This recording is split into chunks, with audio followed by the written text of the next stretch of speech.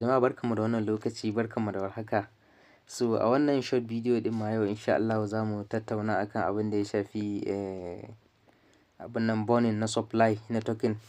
Watan kamar yadda za ku gani a nan wurin muka ce understanding token burn real versus fake.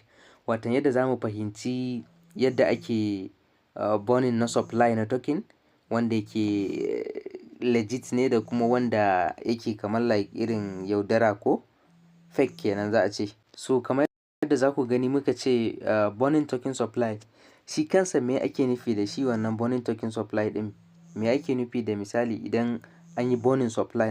So abin da ake nufi da misali in an yi burning na supply na token shine a cire wani adadi na token daga kasuwa har abada ta yadda ba za a ƙara amfani da shi ba. Misali kaman token yana da misali 1 billion supply, sai misali a yi burning ɗin misali kaman 300 million ko kuma irin 500 million. Kun ga an rage wajen 500 million, ko kuma an cire 300 million a bar misali 700 million. So kun ga kenan an rage wani abun nan. To ya ake wannan burning ɗin? So wannan burning ɗin yana da hanyoyi da yawa yadda ake yin sa.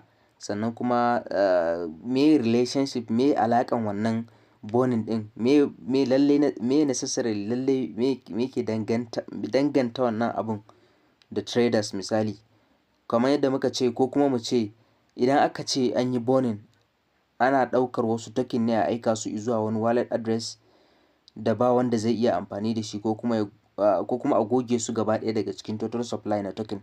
Watan dai kamar yadda a taƙaice dai kamar misali burning na supply na token shine kamar rage wani percentage daga cikin wannan total supply initially wanda aka creating. Misali in an creating ɗinsa a 1 billion ne, a rage shi ya koma kamar misali 500 million ko kuma 700 million kamar da na yi bayani.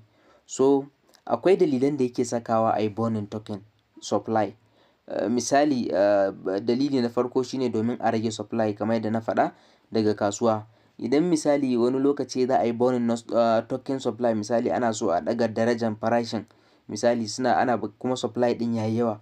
Musamman yanzu za ku ga wasu token ɗin suna da masu excess supply mai yawa sosai, suna da supply mai yawa. So suna da buƙatan a rage su. In an rage su yana taimakawa sosai wurin pushing na price. Ko da misali an samu real demand akan wannan token ɗin, sai ku ga cewa price ɗin yana pushing cikin sauƙi ba tare da wani tashin hankali ba, ba tare da wani abun nan ba. Za ku ga price ɗin yana tafiya. Sannan kuma a ƙara darajar price, watan misali kaman da price ɗin ya tashi daga inda yake zuwa wani mataki tunda an rage wani percentage na wani supply ɗin daga cikin kasuwa. Misalin wannan na biyu shine kamar misali